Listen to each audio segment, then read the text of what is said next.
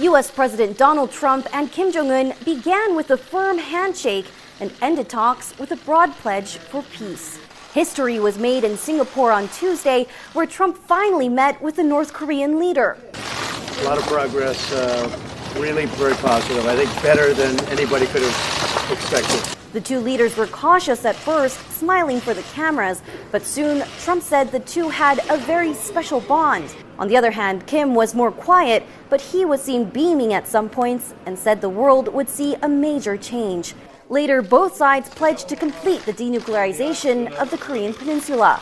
I'm Reuters' Grace Lee in Singapore, where the world watched as Donald Trump and Kim Jong-un finally met face-to-face for the first time.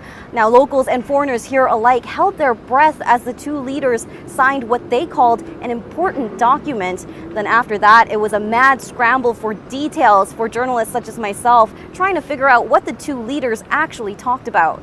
Those details later spilled out at a lengthy press conference that began with a video of what North Korea could get if it laid down its nuclear arms. And Trump pushed the idea that this agreement did mean North Korea was getting rid of its arsenal. We'll be verifying. It'll be verified.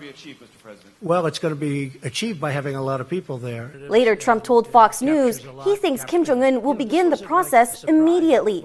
Already, several analysts have told Reuters the summit ended with largely symbolic results. The two sides agreed there would be no more war games between the U.S. and South Korea, and they would help recover the remains of POWs from the Korean War.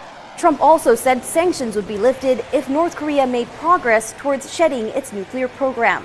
However, there was no mention of sanctions specifically in the deal. The agreement says U.S. Secretary of State Mike Pompeo and North Korean officials will meet for follow-up talks as soon as possible.